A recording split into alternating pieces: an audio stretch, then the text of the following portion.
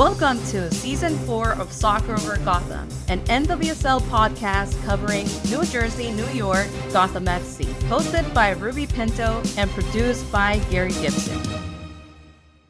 Welcome to episode 106 of Soccer Over Gotham, Demons Exercise Edition. We have a great show for all of you. Gary, what do we have in this episode? Gotham beats Racing Louisville for the second time in club history, and then beats the Wave for the first time in club history. So an injury ravaged Gotham FC is now 9 games unbeaten and is scary good, y'all. Gotham is scoring goals, meaning that prideraiser is going pretty well. So we'll check in on that. And the offseason official has a platform and coming pretty soon. So we'll give you all the details and discuss what it means for the sport. We got not one, but 2 games to break down in this crazy week. Dominant wins. The second one was a bit dramatic. Can't wait to talk about the revelations and the takeaways. Then we will look forward to Sunday's matchup against a very dangerous Spirit side. Can Gotham beat a top team with a third of their squad missing? We'll have to find out. And I have a long but productive and fun chat with Once Gotham, Ellie Jean, everything from like Beyonce, coverage of women's sports, in the Caitlin Clark era. We talk about Sinead, we talk about Allie, we talk about winning a championship in New York where her father played for the Yankees. I mean, it just so much. There's so much in there. I hope you all enjoy it. But first, Ruby, how are you? I'm doing great, and I cannot wait to listen to this interview. This is the second time we have Ellie on the show. The first time she was incredible, and I'm pretty sure on this one she's even more incredible. She's amazing. Now she's with Louisville. Boo. But she'll always be Gotham for us. Mm-hmm. How are you doing, Gary? I have a double finals week, and I got volunteering this week, and I got 3 games in 7 days. So I think you can guess how my week is going. Great. I'm busy. Yeah, my sanity is hanging on by a thread. But Allie was awesome. Obviously, she likes to talk, so it's a long interview, but it's a lot of fun, and that's why we do these things, because we care about the players, even if they're not on this team, and we want to check in them from time to time. And obviously, you want to get another perspective on that crazy final game.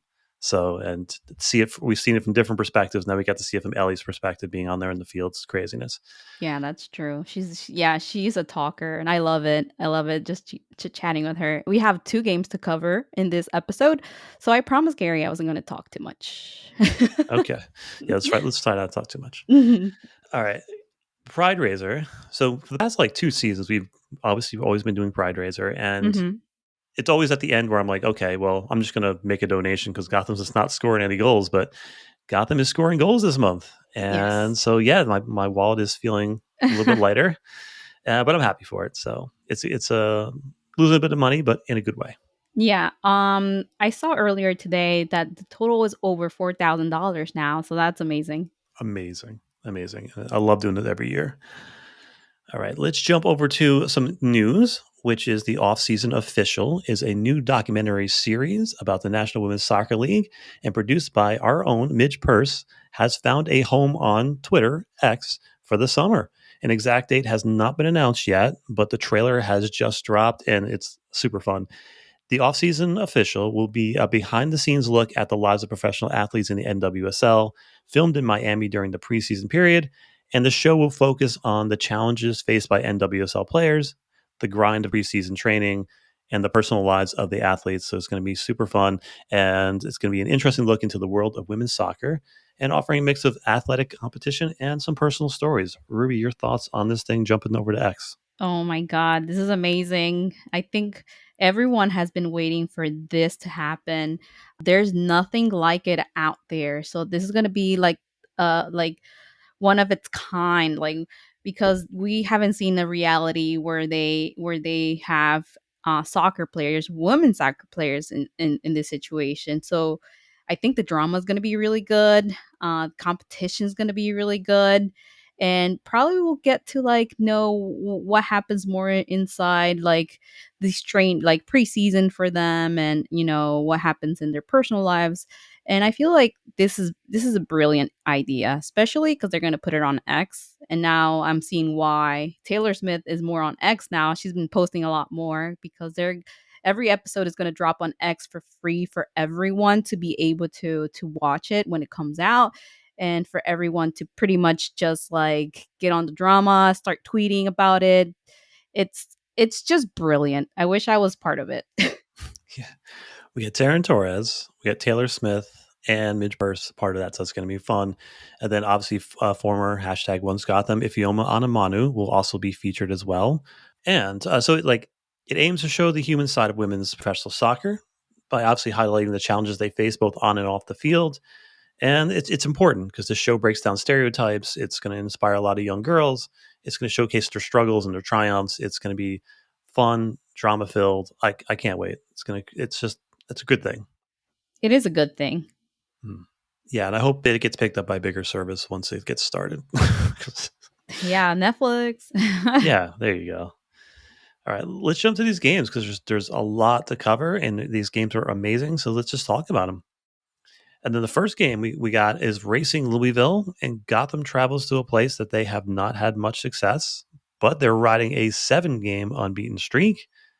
And then Racing they're a mid-table team that's just trying to find their identity under the new coach. They're just hard to beat, and they're above the line with 6 draws and only 2 losses. Injury list is craziness. It's long again. Yeah. We added Esther to it. Kelly O'Hara is on there. It's sad to see what Kelly's going through right now. Then Lynn Williams is on there for a lower leg. Now the formation, Stevens is up top, which is great, and she's up there with Ryan and Stengel. Lavelle, Dunn, and Martin make up the midfield, and the defense is Neiswanger, Davidson, Sonnet again, and then Manny Freeman gets a start at right back, and Berger is back in goal. Ruby, your thoughts on this first lineup? So glad Freeman got another start, but I think a pretty strong attacking force for Gotham with Stevens, Stengel, Lavelle, and Ryan and Dunn. So that's amazing. Again, yay for Freeman. Another start. I feel like now that she's getting more minutes, she's able to like show what she's capable of. That we know she is because she's been with Gotham for so long. Pretty good. And we have Sonnet and Davidson. That's like one of the pairings that we like. Mhm. And the Sheehan start streak is no longer. I know. I thought about it when I didn't see her start. I was like, it's end of an era, I guess. Gotham is just near perfect in this first half, and they just executed their game plan. If you look at the pass maps, Gotham's pass map looks gorgeous, and then Racing's looks like a hot mess. And it was 66% possession in that first half, and at times it was higher, closer to 70%. And it looked like Gotham had an extra player on the field. They would just run, it would send a runner to any open space. If they lost the ball, they just pressed, got it back. Racing had only 43 passes in Gotham's half, 0 shots, 0 chances. Yasmin heard that you, Ruby, wanted shots from outside the box, and she took one. She said, "Hold my beer," and it is 1-0 Gotham. And then the second half, more the same. Mandy making a case for herself as she was playing excellent crosses. One found Ella Stevens at the back post, who was playing with such confidence. Scissor kicks it out of the air, hits it in the far post, and that is all she wrote for this game. Just your thoughts, Ruby. Wow, that was amazing. And that was like my first thought when I saw the goal from outside the box. I feel like defenders from the other team are not really expecting those kind of shots from Gotham, especially with Gotham because they are known to do those extra passes in front of the goal and get as close as possible to the net. Not judging, but I'm judging. Sometimes I feel like they want to walk the ball across the goal. I don't know. But I was so happy when I saw that shot like from outside the box is what I've been waiting for. It just makes Gotham like unpredictable. I think this was over early. I think this was probably over by like the first 15, 20 minutes. Gotham Yeah. had them running ragged, and they were taking a lot of like silly frustration fouls early on in the game because they really did not have much for Gotham in this one. Yeah, Uh, they were dominating. mhm. Any player notes? I have to highlight Mandy's performance in this Hmm. game. Hmm. She looks so good out there. great passes, great crosses, great defending. And like I said, Mandy is an OG of Gotham, and I'm so happy that she's playing. She's getting more playing time. I feel she gets overlooked a lot, and that and she's very talented. She's in my opinion, she's underrated. Yeah, perpetually underrated. And it looks like Brunina has some competition for a right back spot. Yep. Hey, Mandy looked great. Then when Belle's in, she looks great. So that's an interesting spot to watch for the rest of the season because there's going to be a lot of rotation, and we'll see who wins that competition. Yeah, I gotta keep her eyes on Belle. I think Belle is a player that has a lot of potential, Hmm. and I feel that she keeps getting better and better each game. Yeah, it's not like it's not like Nicewanger where she has to play right away and take her lumps, but she can learn on the go. And yeah, it seems like she's picking up the pace pretty well. Hmm. And yeah, Yeah. doing well. I also could say that Ella got beat up in this one. She took a lot of hits. I mean, on that first goal, she got completely cleaned out. She lost her shoe on another. I mean, Ella is the best, I think, inter team pickup of the season. I think Lynn has some serious catching up to do. I think Ella looks like a lock right now to be the first player to lead a Lynn Williams team in scoring besides Lynn. That's true, and she's one of the top goal scorers in the NWSL right now with 5 goals in this season. So Ella Stevens has entered the chat, everyone. And it was a little early, but Gotham is scary. I mean, unfortunately, I think the Olympics are going to take away some of our national players, because we're just starting to gel, especially the national team players. Yeah. How well are they playing together right now? Yeah. Yeah, And it's then, incredible, and this is what we kinda expected, but didn't know if it was gonna happen because doesn't just because you have the best players in a team doesn't Mhm. mean that they're gonna have that chemistry on the field, so it's really good that it is happening at Gotham and they're finding the chemistry, and it's just amazing to see. Yeah. So right now, Gotham is hard to break down. They're tidy with the ball, aggressive, winning it back, and we're scoring. So Gotham could beat anybody at this point. Yep. Let's jump over to post game quotes on Amros on utilizing a lot of players. He says, "I think this was really good, and I think one thing that we knew today is that we were going to need everybody. Whoever was on the bench needed to step up and step in, and they all did, and they helped the team. We had players again playing out of their natural positions, and the way they performed deserves a lot of credit from front to back. And I think we limited their chances and took control of the game." Yeah, my hat's off to the coach, the players, and everyone involved. They're really taking one for the team for lack of better words.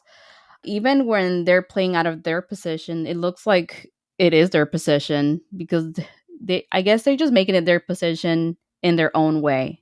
It's incredible that I cannot remember a bad performance from any player from this team this season. Doesn't matter if they're Mhm. playing out of position. It doesn't matter where they're being put on the field, and they're just playing well. Everybody's playing well, and so just again, well done, coach. So, any stats of the game, Ruby? Yeah, I'm going to keep my stat for from last game, but in this game we had 4 shots inside the box and 5 from outside the box, so kind of like even. In this game, Gotham had 530 passes and Louisville only 321. So Gotham had the ball most of the time. Yeah, they dominated, and it starts with the back. I have my stats of the week are Sonnet and Davidson. What a pairing they were. Davidson had 92 touches, which is a lot for a center back, and Sonnet had 83, and their pass percentage was 92 and 95%. So when you're not giving the Oof. ball up, you're playing out the backs as well as they are, and with Britt Berger as well, that's a really good recipe to keep the ball away from the opponent. Now, player of the game, fans chose Stevens at 45%, just over Freeman at 34%, Ryan at 21%. Ruby, do you agree? Man, looking at this poll right here, who done with 1%, that's criminal. Come on, Mhm. guys. I felt like she needed a little more votes there. But even though I like Dunn a lot, I think my vote goes to Ryan because she scored from outside the box. There Boom. you go. I got Stevens just because she was getting her butt kicked the entire game, and she was Yeah. still fighting, and she got the goal, and amazing performance from her. And that Uh, Stengel call from the ref, oh like, gosh, blew the whistle right in her face. Chesky every time. Every time. Jumping over to the second game, we have the Wave at home. Now, Gotham has just beaten Racing for the second time in club history, and now they get to exercise another demon. Gotham has yet to beat San Diego, rolling into Red Bull Arena, 8 unbeaten on Juneteenth. And this is a San Diego team, which is a very good team, and they are 100% healthy, 0 players on their injury list. Gurma, Dahlkemper, Morgan, Shaw, Sheridan, and company. They're on Oof. the cusp of the playoffs, so they desperately need a win and to keep pace, or they're going to fall below the line. And then we see the injury report again. It's 9 deep. We add Ella Stevens with a lower leg. And yeah, it's just we just cannot get healthy. Yeah. And Esther was out as well.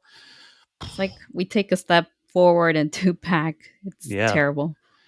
Despite having a short roster too, we had 2 less players on the roster than San Diego as far as the 18. We had 16 players. We had Berger in goal. This is still a strong lineup. Bernina back at her right back spot. Sonnet and Hyatt in the central defense. Then we had Taryn Torres in the left back. Her first start since for a while. Then Sheehan, Lopez, and Dunn in the midfield, and Lavelle, Ryan, and Stengel up top. Any thoughts on this lineup, Ruby? Oof, a lot of new faces in the starting lineup. Torres in the starting lineup. That's amazing. And I we just keep saying this like every week, and we hope that this injury list gets shorter and shorter, kind of gets shorter and then gets back to like where it was. It's a bummer. As soon as we think we're making progress, there's more injuries. It sucks. But I think it was a bold move to not start Davidson, given the fact that Gotham was going to play against San Diego. Yeah. And just oof, Gotham had no attackers on their bench at all. This is a strong lineup, regardless. But I'm just glad Torres got the start just Yeah. to see what she got. Again, her first start from September 24th, 2022. So good for Wow. her. Crazy. Mm-hmm. And welcome back, Bernina, to the starting 11. Yeah, welcome, Bernina. Let's go. I honestly I missed her a little on the field. Mm-hmm. This was a very similar start to Racing. Gotham was just controlling everything on the pitch from where the game was being played. They had 62% possession. And at one point, I think it was 15 or 20 minutes into the game, it was near 70%. And San Diego had no answer for Hyatt, Sonnet, and Berger. They were just moving the ball around, controlling the flow of the game, each with 70 plus touches in this match. It felt like too comfortable and not aggressive enough. But then Stengel marches back and hard challenges a Wave midfielder, strips her of the ball, plays Rose forward, and Rose breaks the laws of physics as her shot goes 4 different directions before hitting the back of the net. And Sheridan was just standing there flat-footed. Nothing she could do about it. It was a beautiful shot. Amazing. And another goal from outside the box. A true banger. That was a banger. Rose had the time, Rose had the space to position that ball beautifully into the net. There was nothing Sheridan could do to get that ball or like try to block it. There was nothing she could do. And then Sonnet was exceptional in my opinion. She was defending very well. She was also helping on the attack. I think at some point she almost scored. It would have been awesome if she did. Indeed. The connections between the national teamers again are kicking in. It was a pleasure watching Rose, Dunn, and Bernina just work their way up and down the sideline. It was a very right-sided attack for this game, but it was working, and they were just getting up and down the pitch with ease. It was really, really nice. Then the second half, I mean, I don't even know how to describe this, but like Berger just makes a very uncharacteristic mistake, both on the giveaway and on the goal itself. Yeah. The first, it's a bad pass out of the back that gets picked off, and then she doesn't get her feet set, and it's a goal that I think that she 9 times out of 10 she saves, Yeah. or maybe even more than that. But it was just an odd turn of events, and then they score on their one shot on target. Gotham is running out of options here. Freeman is put in, and I see her. I'm like, oh, okay. She's going to be going to 5 back. We're only up, it's the same 1-1. I see her making her way forward. I'm like, okay. Mandy Yeah. Freeman in the midfield. Okay, that sounds good. And then she moves up to forward. I'm like, Yeah. Mandy Freeman at forward. Then she goes centrally. I'm like, okay. Mandy Freeman at striker. Okay. So yeah. In this game, like, it felt like being so close to these the other games, and we're running out of players at this point. So Yeah. like it felt like a draw would have been fine. And then, but hey, rookie Macy Bell. I mean, well, first credit to Crystal Dunn. She receives the ball, busts through two defenders, cuts down the field, finds Jenna Neiswanger, who doesn't give up on her first blocked cross, and then finds with a right foot the far post. And Macy, I mean, I don't even know how to describe this goal. Macy just you just have to like Macy has really long legs. She really does. Yeah. She reaches around the player who's just grabbing her, knocks the ball down across the player's back, then finishes with the outside of her foot. It was just amazing. Uh, what a night! What a game! What a goal! Great for the young player, the rookie, incredible. And then Gotham beats San Diego with a center back at striker. Oh my Game had god, everything. yeah. This game was like it felt like a Uno game, and then someone just put the wild card +4, and you're like, "What the heck is going on?" Like, we get Freeman as a striker, incredible. We have rookie Macy Bell scoring the winning goal, amazing. I was like, "Dude," I was like, "That's crazy crap." And when she scored, everyone in the silence in the bench, the coaches, everyone was going crazy. Everyone was so happy that she scored. And yes, thank God for her long legs. That I don't know what to call that. I guess we're just gonna call that the Macy Bell, where you just go around the player and kick that ball and then score. Yeah, incredible.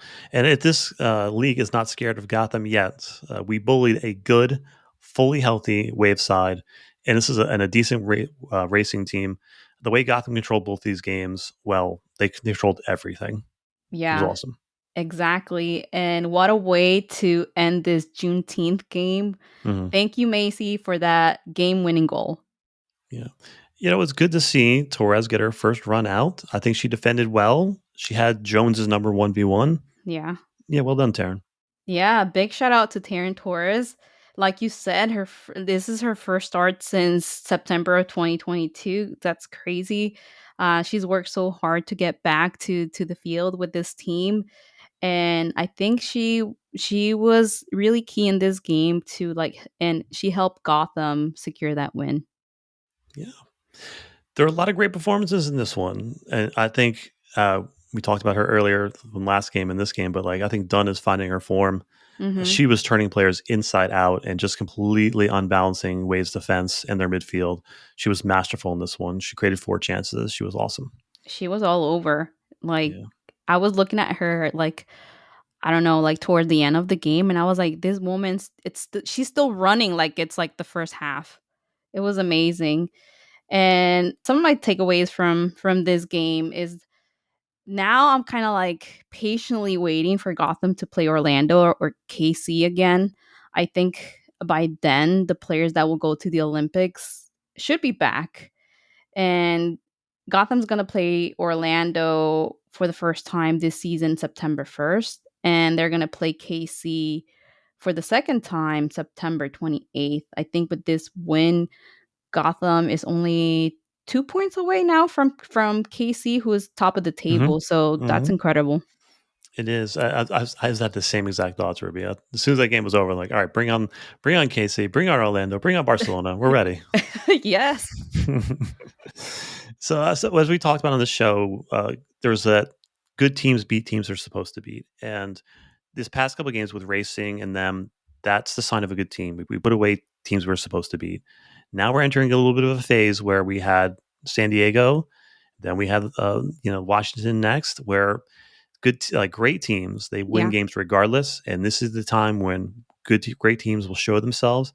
So I'm excited and just happy that Gotham beat a pretty good Wave team midweek, and yeah, they dominated. And Gotham is a good team heading into great team territory right now.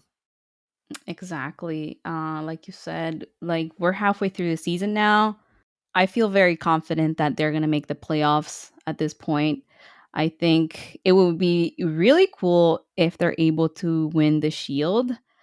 There's a slight chance they can accomplish that. No, there's a pretty good chance. I mean, we're right up there. Yeah. It's and keep going, and then so Gotham has yet to be beaten.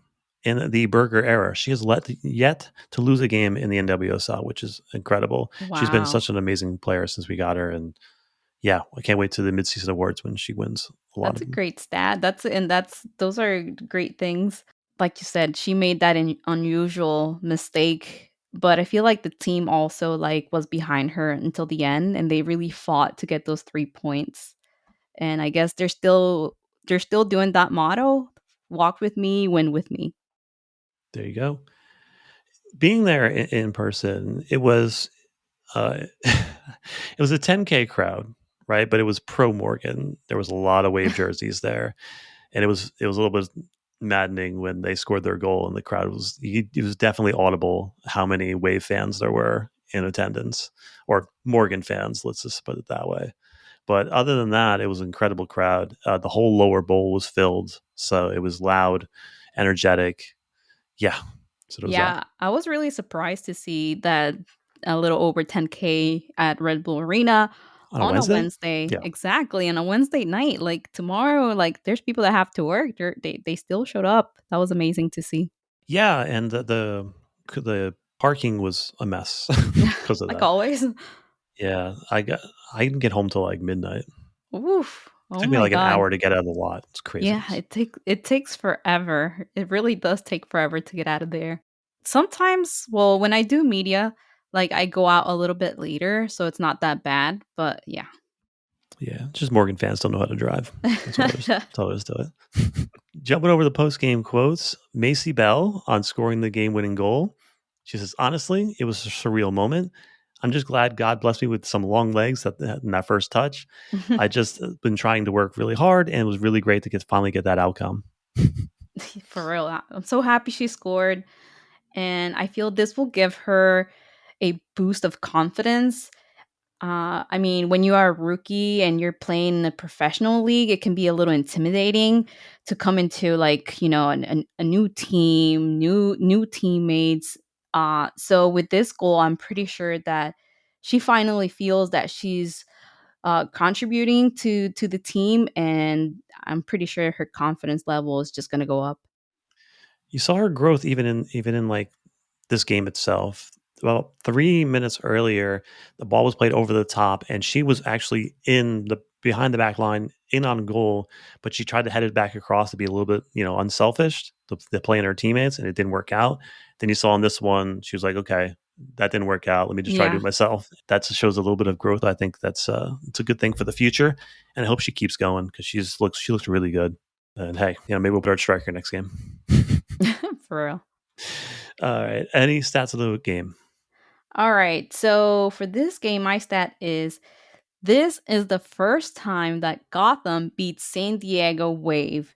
They Mhm. have played 7 matches, including the Challenge Cup match, and they had not been able to win to this team. So this win, it's just like incredible for the team, for everyone. The first time they beat San Diego.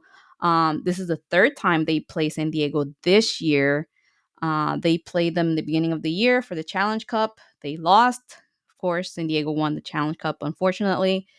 Then the second game, they tied. And then third time is the charm. Gotham wins. They didn't just win; they dominated. They did. They had 34 touches in San Diego's 18-yard box, and the Wave had only 7 in Gotham's box total, which is crazy. They didn't get anywhere near our goal, except for that one mistake. And I do have to point this out because it's fun. Noted Gotham killer Alex Morgan played 45 minutes, and did you even notice who she was playing? I know, right? We noticed until she was asking for like a penalty. Yeah, yeah, yeah, definitely. There's always that. She had 0 goals, 0 assists, 0 shots on target, no, 0 dribble attempts, 18 touches in total. She had 67% passing. She had no key passes, no crosses, no long balls, no ground duels. I mean, it's just like they just completely made her invisible for the second half, which is a good Pretty much. That's good sign. right. Yeah. And she's trying to make the Olympics, so she's trying really hard. So we did well. And on to the hero of the game. It's not how you start, it's how you finish. Bell runs away with it at 62%. And yeah, 9 games unbeaten. Do you agree, Ruby?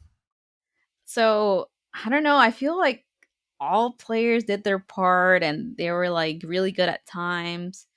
But since it's like Macy's first game that she scores a winning goal, I'm just gonna give it to her. Like, it was incredible. Yeah, I got Crystal Dawn all day, every day right now. She was incredible in this matchup. So let's jump over to the standings. As you mentioned earlier, there are haves, there are mid table teams, and then there are the have nots. At the top of the table, there is the haves, which are the KC Current, Orlando Pride, Washington Spirit, and Gotham FC. Portland is close to fitting in there. Then you have your mid-table teams, which is your Chicago Red Stars, your North Carolina, your Racing Louisvilles, your Angel City, your San Diego Wave. Then you're jumping into like Houston Dash, Bay, Seattle, and Utah as kind of the have-nots at this point. And this is what a normal table looks like. Last season was absolutely ridiculous, but Yeah. there's separation of space here. There's definitely a top, middle, and bottom of the table of this standing. So, what would be your thoughts on these standings? Most teams are where they're supposed to be. I Mhm. was not expecting San Diego to be 10 and Angel City to be number 9. I was expecting Angel City to be higher up that table because they were doing great with Becky Tweed earlier in well, not earlier. They were doing great last season. And now it's the not the total opposite, but she's kind of like there. Of course, I'm happy to see Gotham on in fourth place, like I mentioned earlier, 2 points away from the first spot. So that's really great. The advantage that Gotham has right now is that they have not given up too many goals. I think just 8 or 9. Yeah, yeah, 9 goals against. It's crazy. And we are 4 points away from last year's season total when we win the championship, and we're halfway through the season.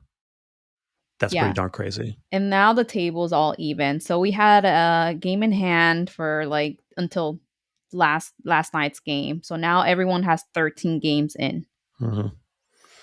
Indeed. So yeah, Gotham's doing much better than we were last season, surprisingly. And even with all the players out, we're still climbing the table, so we're in a really good spot right now. Our next opponent is one of those top table teams, and it's Red Bull Arena, 1:30 p.m. on Sunday. It's going to be another hot one. A matchup of two of the halves in this one. Either team can jump into first with a win and a KC and Orlando loss. So we're that close. A matchup of Neiswanger and Rodman. Can't wait for that. And as we talked about earlier, Gotham passed the good team test. I think Washington is a very good team and a team that Gotham should have trouble with. But if Gotham plays like they've been, who knows? I think we got a good chance. And then, rotated or not, I think we got a good chance here. And Gotham has a chance here to exercise 3 demons in 1 week. So check this out. Gotham just beat the last 2 teams they drawed against, and now they have a chance to beat the last team they lost to. That's really good. Your thoughts on this matchup going into Sunday? I hope we win. But Mhm. so new coach comes and new coach has arrived for Washington. So we'll see how that affects the team if there's going to be any changes there with the new coach coming in. There's big expectations for the new coach, but with Gotham, it doesn't matter who the opponent is. They will come out and fight until the very last second, like they did last night. Nice Wonger will definitely take care of business, and I'm pretty sure she's going to keep Rodman under control. The key will be to also keep Bethune quiet and under control. Berger cannot make those mistakes that happened against San Diego if they want to win this game. It's going to be a tough match, but I feel like Juan Carlos has been really careful with the minutes and giving players a break. Hopefully, we'll see Williams play a little bit. Yeah, I think you're right. And I think the last time we played Washington was the last game of Cassie Miller at goal. Berger showed up the game after that. We'll see. It's a different Gotham team than we faced them last time. So we'll see. And I just want to point out that this is a ridiculous run that Gotham's on. I mean, you Hmm. can't keep rolling into games with 9, 10 players out, especially against top teams. And I think our luck is going to have to run out sooner or later if we keep doing this. This is a huge test, and this is the only team. Washington is the only team to score multiple goals against Gotham this season, even until like late last season as well. So, admittedly, I'm a bit nervous about this one, but we'll see what happens. So what do we manifest this week? A win. We have to win against Washington. I think if we do, we're just gonna be like, yes, we're Gotham. We're the bats. We're here. Like, look at us. I feel like Gotham's a little overlooked as well, a little bit right now. Everyone's like KC and Orlando, but yeah, watch out for Gotham. Yeah. Manifest and shutout. We need another one. Yes, we do. Yeah, We and need it's another one. it's on point. Burgers had half her games shutouts, so let's keep that going. Any random thoughts before we head out? I do have a random thought this week. So I know probably months and months ago I talked about how I wanted to start playing pickleball. So on my job, they're building some pickleball like Mhm. courts or whatever you want to call it. And I'm so excited. So I was talking to like my friends at work and like, "Oh, they're doing it." And one of my friends, he's like, "Oh, I'm gonna get pickleball paddles and whatever. Whenever they're ready, we're gonna go play." I was like, "Yay!" So I'm excited about pickleball. Okay, you're gonna get really competitive and get yourself fired from starting No, fights. I could, but I'll try not to. I got myself in trouble with a work softball league. I Like never I was, play I was, softball. yeah, I was like the catcher, Yeah. and I played baseball as a kid, but like I don't really know like the total ins and outs of playing baseball. So we're playing softball, and like a throw was at the home plate, and I caught the ball, and I turned to my left, and there's a player barreling down like the third baseline going for home, and so he's heading right for me, and I'm like, I guess I'm like in the line, Mhm. so he's like barreling down. I'm like, he's not moving, so I'm like, okay, so I like ducked my shoulder, and I flipped him. No, so they were like mad at me because like they were saying like I stepped on the line or something. I was like whatever. He's just trying to run into me. Like what am I supposed to do? I'm a soccer player. I'm Like, going to defend "Gary, myself. Gary, this is Yeah, softball, not yeah, football." and yeah, I wasn't invited back after that. I don't know why. I wonder why. I never play softball, but I've gone to like a what do you call it? A batting cage, and I really like doing that, like just hitting the ball. I think it was like a stress reliever. I should do it Yeah, more often. just way too competitive. Yeah. All right. So let's go talk to Ellie Jean now, fans. I took part of the episode and put it on the post-credit scene. I took the parts about we talk about Beyonce and like the Caitlin Clark era type conversations that are having around women's sports. So that's at the end of the post-credit scene. So stick around for that. But otherwise, it's just all soccer with me and Ellie Jean and getting caught up. Really good guest. I can't wait to you guys to hear it. So let's get to it, shall we? Let's go. Let's go.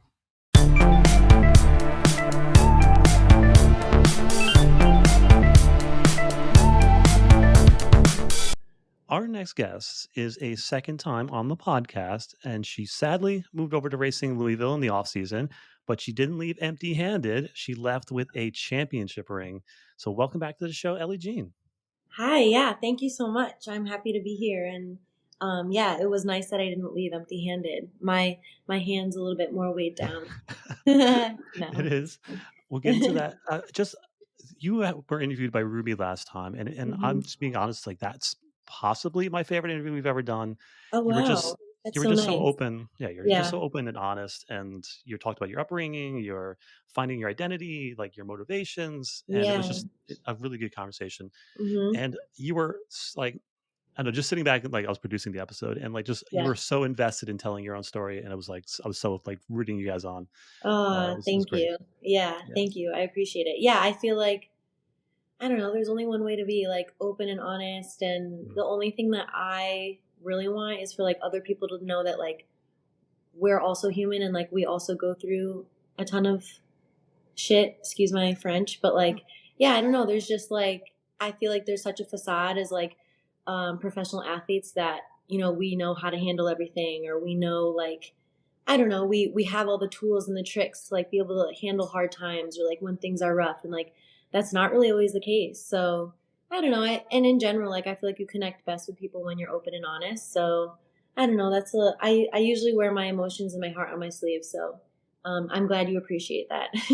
Yes. Yes. So I'm glad we were able to tell a little bit more of your story and maybe another Yeah, chapter. yeah, And so let's appreciate that. talk a little bit about soccer. Yeah, let's Yeah. get into it. So last season, what? Last season was Yeah, craziness. It Ups was, and downs, entering as a 6th seed, the first 6th seed to win a game, and then you win the championship.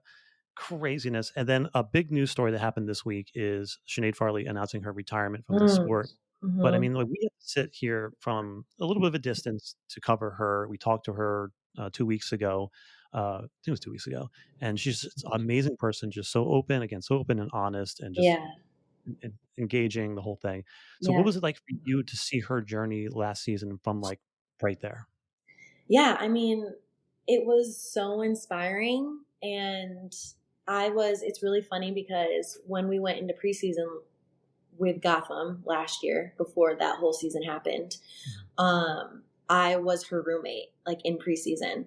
So I was like, geez, like I'm about to be Sinead's roommate. I can't wait to learn like all of these things about her and da da da da. But it was also a really stressful time because we have a lot of new players. We had a lot of new players. We had a whole new, brand new coaching staff. And then for her, like she was kind of fighting for a contract. And like everyone else is too. I mean, you could, but like God knows anything could happen in the NWSL, you know. So we like stress was really high, and she was my roommate. So like I got to know her kind of more one on one, more than everybody else, you know. And she was like just this ball of light and encouragement and just such this like calm presence that I really, really appreciated about her. Like when I initially met her, and she seemed like so present. I don't know if she actually was, but every morning she would wake up and she would go outside and just sit a little bit and like be in the moment, like wake up to the sun. And I was like, dang, she's like, she seems really healthy to me. Like I don't know if I'm doing the same stuff. Like, but yeah, she was just gosh a ball of light. And then just to see like her evolution throughout the season. It seemed like she hadn't missed a beat, really, being away from the game for so long, and then coming back and kind of like, you know, lighting it up when she had the chance to play. And obviously, really helping our team last year, really helping Gotham last year. It's super weird to say our team because now I'm not there, but like Right. that team was my team. So she was just such a great addition. And yeah, I think just also learning from her like about advocacy work and about like sticking up for yourself and about like I don't know, being brave and like saying it anyway or doing it anyway.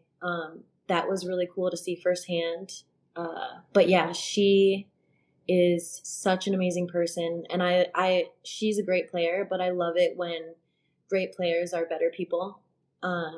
Because that's what I think should be appreciated at the end of the day. You can be as good as you want in anything, but how you treat others and and the energy you give off is so much more important to me and I think the world.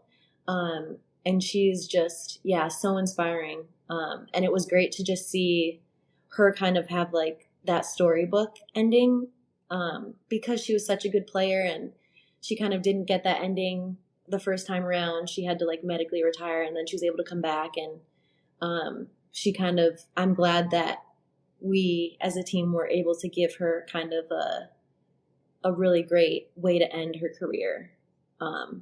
Yeah. So even though it kind of ended this year more, but I'm hoping that like those memories that she had last year also are part of it. But yeah, it was, and just to see her like come back and like how competitive she was still, and it was great. So I learned so much from her, like both on and off the field, which was really fun. But yeah, like her spirituality was really, really great for the team.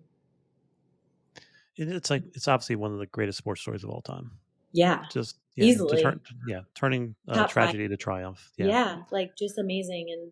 And like I didn't even know really her story. Obviously, I knew her NWSL story, but I didn't know her story about, you know, getting into a crash and then having to medically retire, all of that. And I was like, what the heck? So I don't know. I think it's amazing when people are able to come back. And even when she was talking, like I was itching like to get back. Like there was something in me that just told me like I had to go back and try. And I'm just like, dang, that's just so powerful and brave, because I feel like a lot of people feel that way and don't do the things that are itching at them. So I really just appreciate her bravery and her willingness to like go for it and see see what happens, and it ended up being great. So, well, at least from my perspective, I hope from her perspective it was great too. But And that again, the ending of that game. Obviously, like, what was it like for you to go through that? Like, from the sideline. I mean, did you yeah, see Mandy touch the ball? Did you know what was going on? Did you think he had subs or was going yeah. crazy? I mean, yeah, like we were obviously it was like the last, I want to say like 5 minutes. So we started to like take off our, you take off the sub like color because you want to run onto the field like with your jersey on and da da da. And then yeah, Mandy touches the ball, and we were. I was just like, no, no, no, like what just happened? Like, and then at some point, like we thought they had called for like a PK, and then us on the sideline, it was just funny, like the relaying of information, because like we're the last to like hear, so we were just like, what is going on? And then yeah, she has to come out, and then like Mandy's really upset, but we're like, it's okay, like we're gonna handle this, go in the locker room, whatever.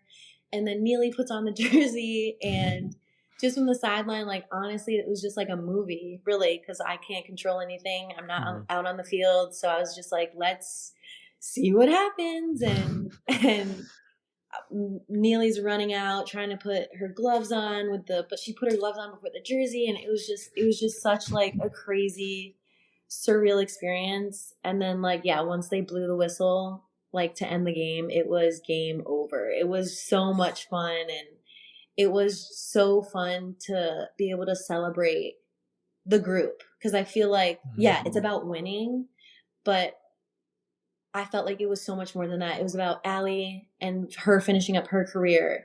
It was about Sinead and Mana coming back. It was about, I don't know, we had a lot of like weird adversity things that happened last year in New Jersey. We had like these like the storms, the like fires that were happening in Canada were a lot of times coming into New York. So we weren't able to train outside. So we had to train in this like weird facility. And then, I don't know, we had like just weird weather, and we were supposed to get on a flight, and then I was like, I don't want to get on the flight. Like I don't feel safe to get on the flight. So then we like had just a ton of really weird like things that happened. One of our coaches tore his ACL. So there was like so much that had gone on, and it was just such a fun way to be able to like celebrate the year and the fact that we like got through the season, and to go out on that high, yeah, like was amazing. But it was more about like celebrating all of the little things that like we had, little things or big things that like we had overcome together as a team.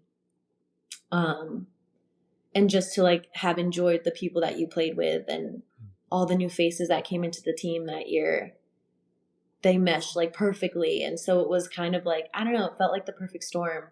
Even like once we had started playoffs, I don't know, it was like unspoken, but we almost like knew we were going to win. Like we felt it. I don't know, it was so bizarre, but like everything was going. So I don't know if you've heard this, and maybe I shouldn't be saying this, but whatever. So on our match day, everything's going smoothly, and usually things don't go smoothly. So everything's like going smoothly, and we go in to have our meeting before you eat like game day meal, and then we're gonna head to the stadium for the final match. And we're in the meeting, get the starting lineup, final remarks, whatever. And then we kind of see some of the staff scurrying around, and we're like, okay, like something's up. And we didn't have lunch. They didn't prepare us lunch, like for our meal, for our game day. And we were like, something must have happened. Like cross it, like something was not crossed correctly. And like hotel didn't prepare us food for our match day meal before this final match that we're supposed to play in. And we're like, if there's any meal that we need, it is this meal. So they're like, Uber Eats. So we're all like scrambling, but then it's like you have like your game day routine, so then your game day routine is off because you have to go and get like your Uber Eats and da-da-da. And it was like just like a hectic mess. I was eating on the way to the game. Like I didn't eat because I wanted to take my nap. So I took my nap, got up, showered, did my hair, then got my food, got on the bus, was eating my food on the bus on the way to Snapdragon Stadium. I think that's where we played. Yeah. And And then, but like once that happened, I think we're all like, we're gonna win. Like it was going too smoothly, and now that happened, and it was like, nah, we got this in the bag. Like no worries. It was too funny. Like so, yeah, that just like kind of was the icing on top of the cake. We were like, nah, we can handle this. Like we've been through this adversity, easy peasy, and yeah, it was just a great way to end the season, and for me, a nice way to end my journey with Gotham because I didn't know that it would have been over after that. So, yeah, it was great. And being someone from Connecticut, your father played for the Yankees. Like Mm-hmm. to win a championship in this area, your home city, essentially. Yeah. What does that mean to you? And like, have you? I mean, last time we talked, you and your father had like a on and off relationship. He was getting Mm-hmm. better. Yeah. Were you able to like talk that over together and celebrate together? Yeah. My half brother had went to the game. Mm-hmm. So like we had gotten pictures after the match, and then I sent him because we share a dad. So I sent it to my father, and me and my dad have a much better relationship now. And over the past few years, we have a good relationship. I talk to him just about every day, and just over text. Love you, Dad. But yeah, it's really interesting, and it's so weird too because when my dad did play for the Yankees a little bit and like did have that experience in New York, I wasn't even born yet, and I wish it would have been when I could remember and see, but like obviously that wasn't the case. But yeah, it's super cool getting to share like that sports connection with him because I reach out to him a lot, like when I'm going through kind of tough times in sport. And he's always like kind of my support of like, hey, like keep going, like your chance will come, keep going, like keep pounding on the door, like something's gonna give. Just because he really understands it from the athlete perspective, and knows like how tough it is in this sport, and to make your own kind of path and way. So yeah, I mean, it was amazing just to be able to play in New Jersey because I always had a lot of friends and family going to the matches. I knew a lot of people in that area, obviously. But then, yeah, to kind of be able to share that with him is really cool in terms of like he played professionally in New York. Now I play professionally in New York. So we'll kind of always have that. But yeah, I rely on him a lot just for advice in times of need regarding sport, just because he knows it. He's been there. So that's definitely a way we bond. That's awesome. I'm glad Yeah. that things are going in the right direction for you. Yeah. Thanks. And another thing about that championship is obviously you guys were all playing for someone you played next to the entire season, which was Ali Krieger. Mm-hmm. It's crazy to think that that's her first championship because I how know. I how don't good know she how. is. I don't know Yeah. how, but Then you got like Yasmin Ryan just rolling up, winning 2 championships in the first 2 years. yeah, right. Yeah. Must be Well, so what was it nice. like playing next to her? I mean, obviously you got to play next to her and Yeah. learn how to be a center back Yeah. with Ali. Mm-hmm. She's just like she's one of my favorite people. And it was great because I knew her before because she had played at Penn State, so I had met her a few times, and we kind of had that connection. And I always knew she had my back, and still does. I could message her at any point if I needed anything, and she's amazing in that way. But yeah, it was, and obviously I've watched her growing up in the national team. But yeah, I mean, it was kind of a dream come true for me, I guess. Like you're always looking up to people that you like aspire to be like. And throughout my, youth career and youth national team career and college career, I looked up to Allie. So then to like look to my left or my right and have her stand next to me and like play with me and pass me the ball or like give me encouraging or saying encouraging things to me, or then I'm saying encouraging things back to her, like that's pretty surreal. Like I don't know if it really gets better than that. And again, like she's just such a leader, and the way she carries herself, the way she handled a lot of difficult situations last year, is just so inspiring. And I just learned by observing, really, just the way that she carries herself, and the way that she communicates and the way that she cares and cared and continued to advocate for us and fight for us regarding, I don't know, things that we didn't have at training, or I don't know, it could be the littlest thing, but she just always wanted things to be better for us as female athletes, things to be better for, the LGBTQ plus community, things to be better for, I don't know, just those who are less privileged. So it was really a surreal and like a dream come true, because I'd been watching her on TV, and then I was like, whoa, like I'm playing next to her. Like, who gets to really say that?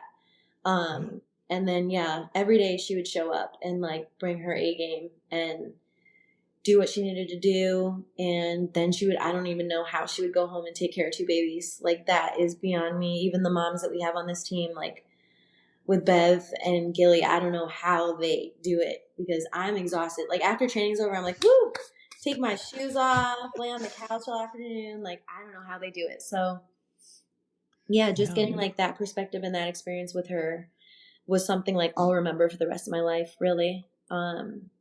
And then, I was kind of in a new position, so she was helping me a lot with that.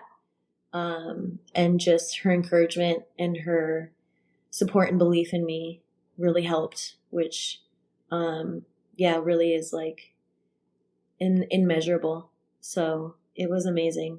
And I hope she's doing well now. I haven't caught up with her lately, but her, she's got all sorts of things going on now.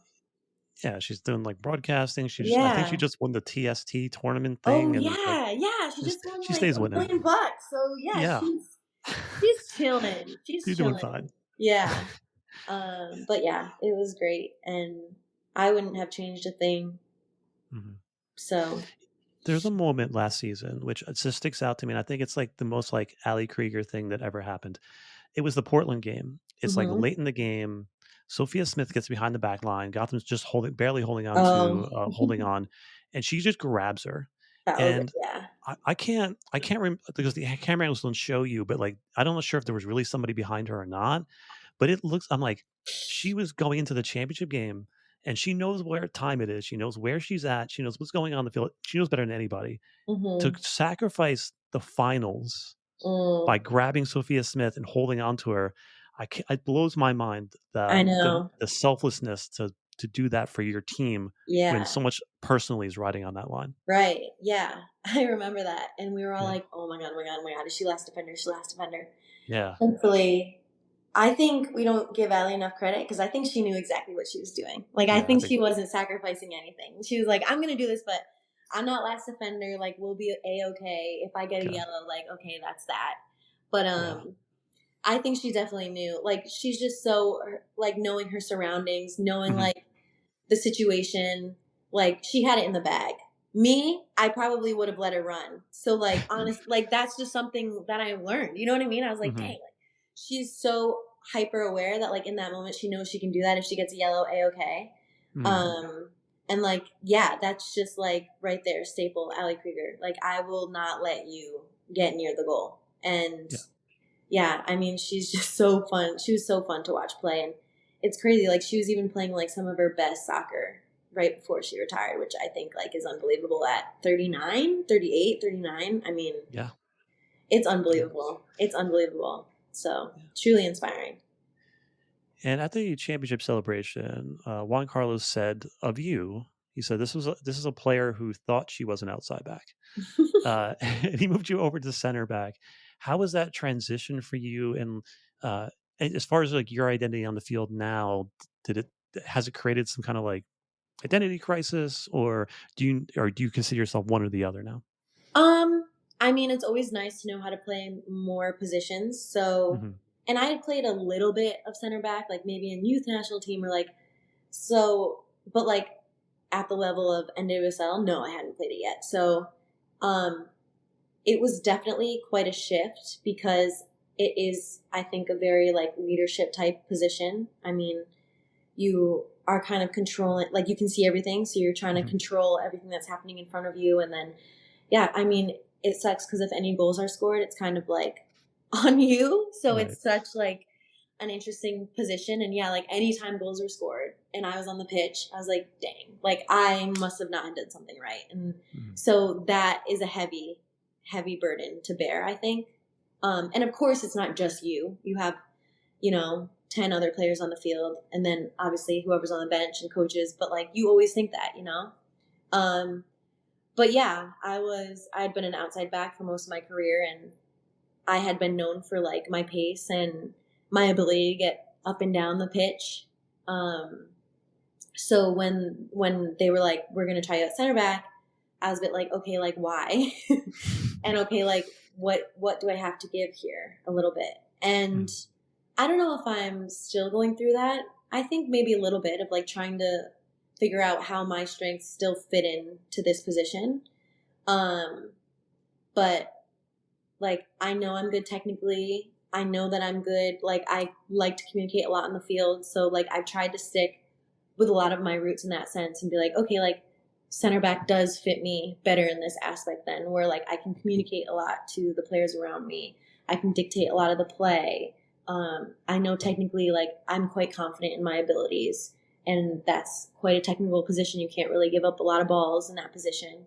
But yeah, I think in terms of like, I'm not really getting up the pitch. I'm not like serving in balls or like getting into the attack as much. But then again, like I have to chase down forwards, fast forwards. Like in the essence, I'm still getting to use like those types of abilities that I have.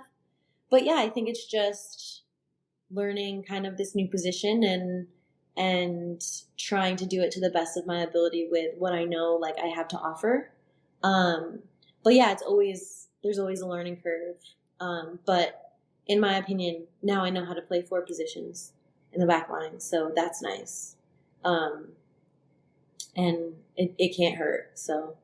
And how have your conversations been with, obviously, Bev Yanez is an amazing person. She was in the background in her Gotham, but everybody talks about her, glows about her as being both a player's coach, I guess you can call it that.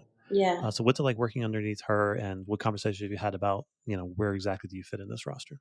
Yeah, I mean, I knew coming into this team that she was going to be great, and she was going to, lead in a player's coach type of manner, because she's obviously been on now both sides where you're a player now a coach.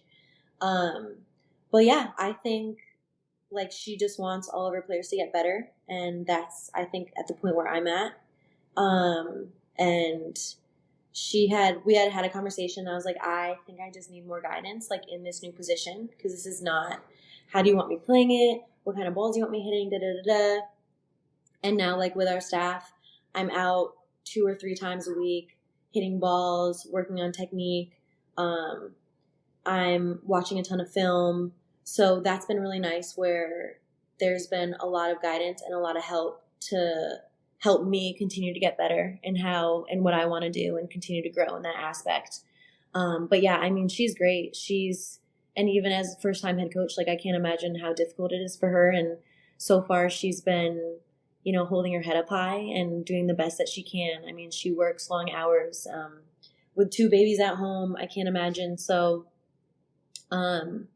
it's been a pleasure so far. And yeah, I think it's just like normal ups and downs of like a season, and then being in a new team and trying to acclimate into like a roster and trying to like prove yourself a little bit. But I'm also getting to learn from 2 veterans of the game in Abby and Gilly.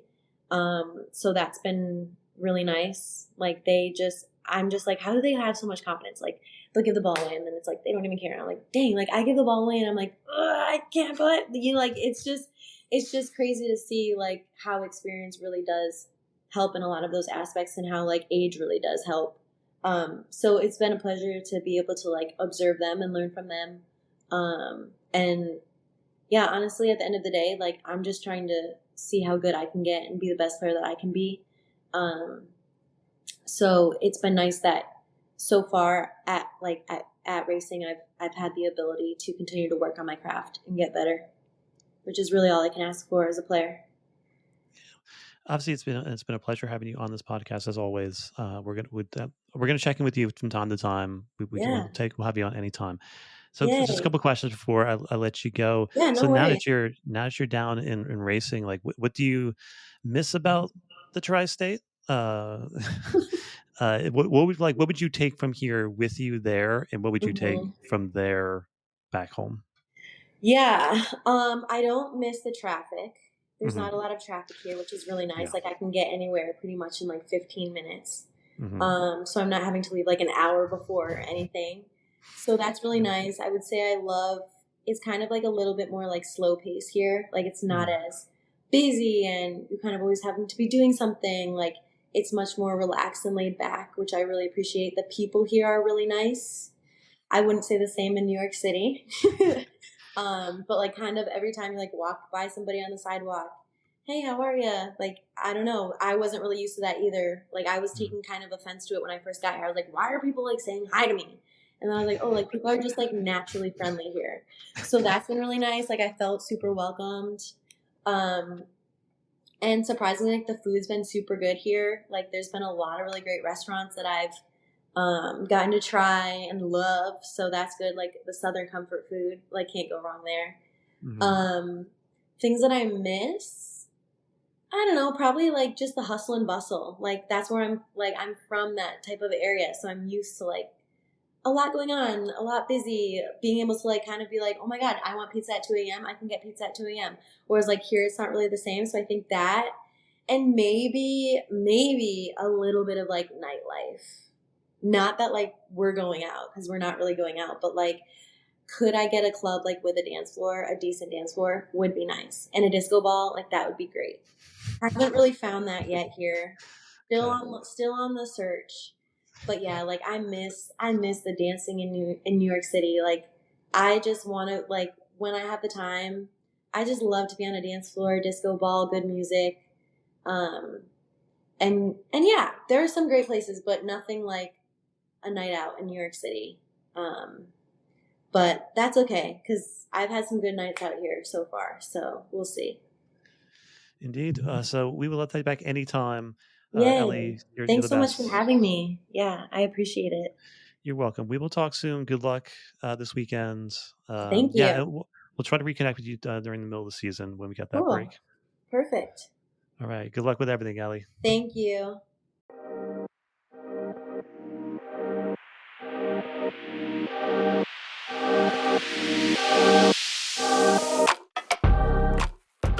Hi, everyone.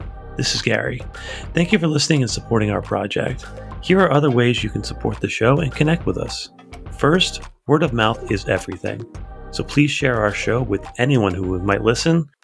Also, please rate us 5 stars on Spotify and review us on iTunes. You can purchase our merchandise at the TeePublic store. Join in the conversation on Twitter at OverGothamPod and Instagram at SoccerOverGotham. Lastly, you can email your thoughts and questions at soccerovergotham@gmail.com. Once again, thank you.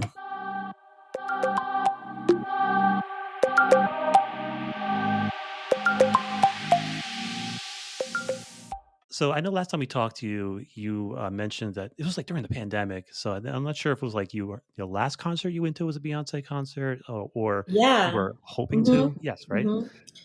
Oh yeah. Yeah. So before the pandemic, the last concert I'd been to was a Beyonce concert, and then now the last concert I'd been to was a Beyonce concert because I went last year for her Renaissance tour, Okay. and So she was in New obviously, Jersey, so she's still my last concert. But like, it hasn't now been like 4 or 5 years since I've gone. It was like last year.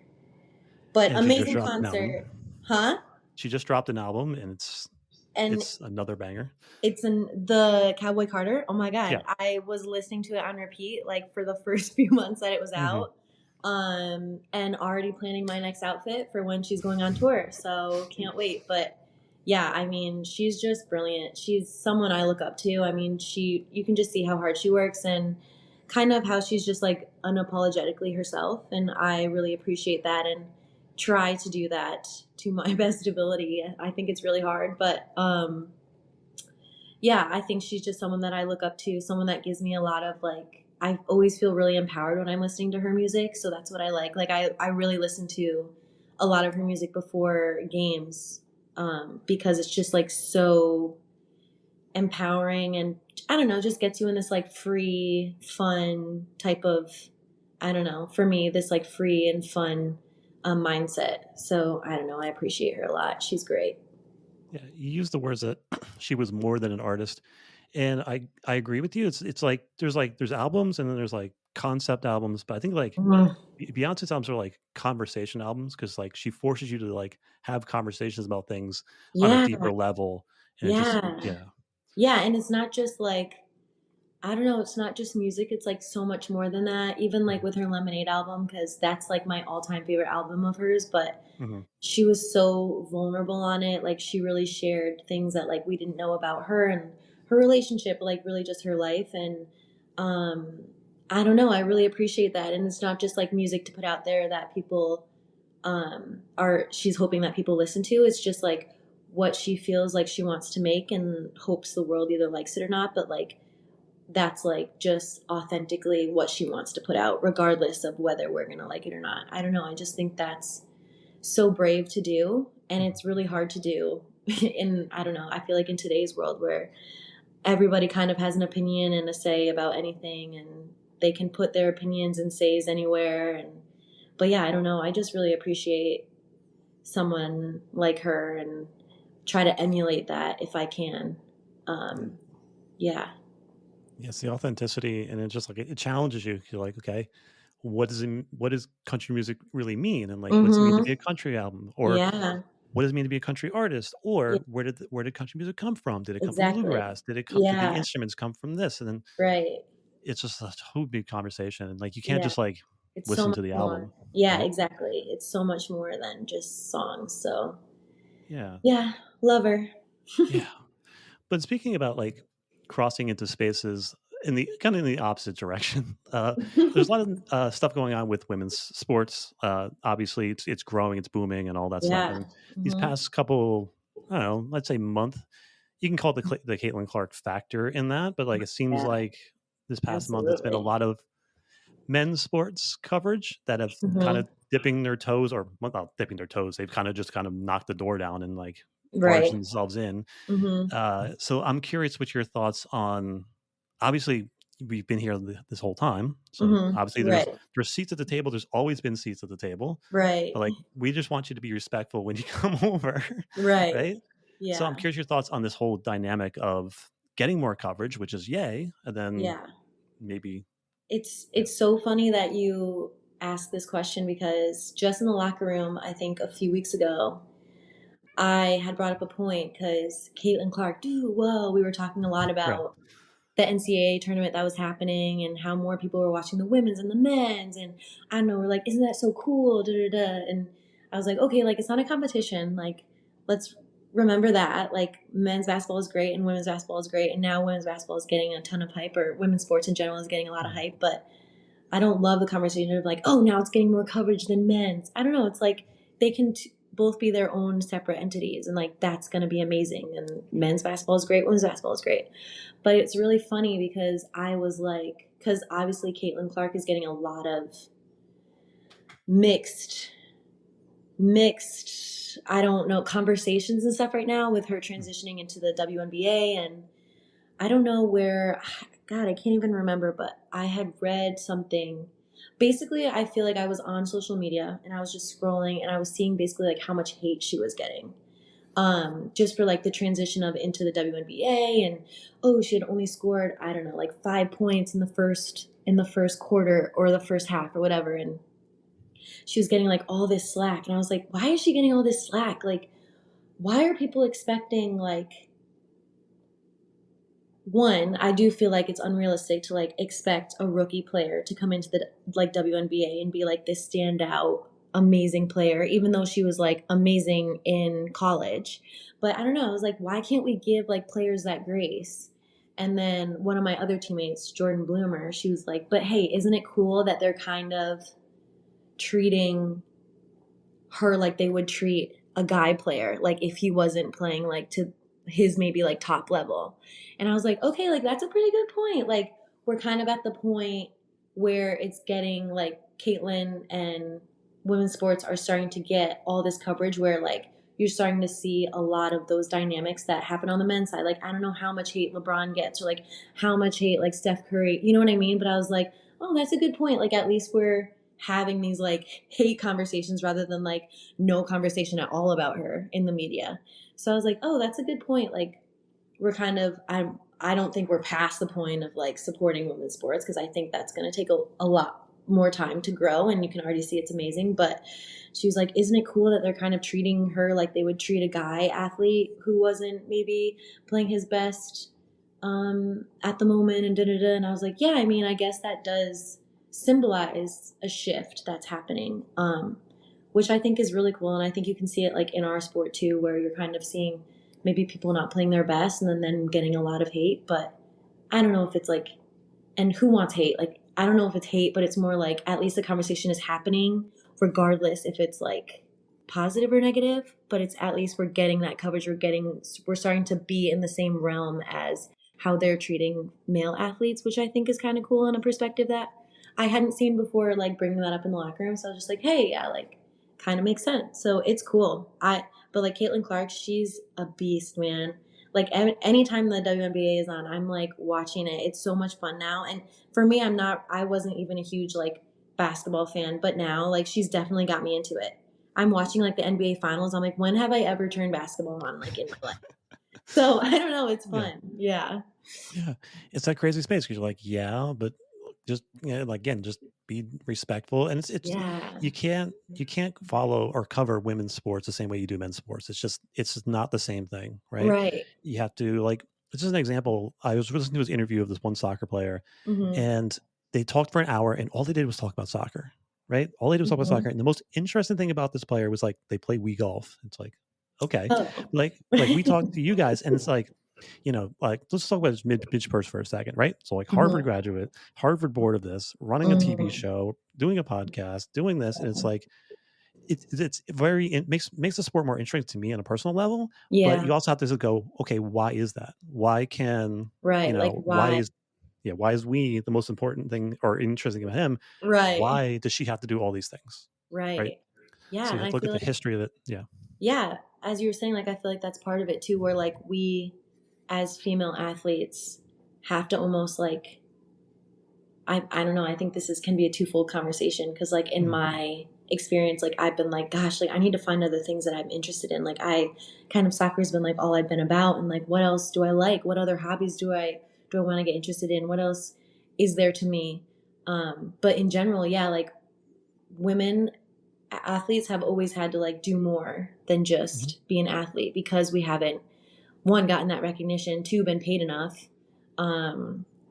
So yeah, like there are so many reasons why I feel like maybe you can talk to female athletes and we have so much more to talk about rather than male athletes, because they just don't need to have those conversations or even like have to really think about it, because their sport provides them enough, and the support they have provides them enough to like just be that.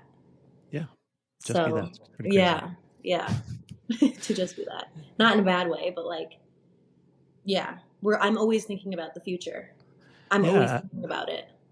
I think I came across the post from you like on like, it was like LinkedIn or something. Maybe you were looking for other opportunities or things in other spaces. Yeah. So like, where are you at in your head as far as like other spaces? Yeah. I think like maybe to a fault, I'm always thinking about the future, but yeah, like as a professional female athlete, you never know what can happen. And at least for me, like, do I feel secure? Maybe somewhat, but like, I don't feel secure like Alex Morgan feels secure. You know what I mean? Like it's completely different in that realm. So yeah, what am I interested in? Or like I went on a date and he's like, oh, so like what are you going to do like once soccer finishes? And I'm like, wow, like thanks for asking that. Like I think that every day and I still don't know. So I don't know. I think it's like just part of like maybe trying to like protect myself for like when that happens, like trying to have something lined up. But it's also difficult because I want to be in the now. I want to be in the present and enjoy the fact that I even get to play professional soccer and enjoy this ride while it lasts, because obviously it doesn't last. So like I even talk with my sports psych, because I'll be like, I'm nervous like about the future, but why am I so nervous about the future? Like I have no control over it.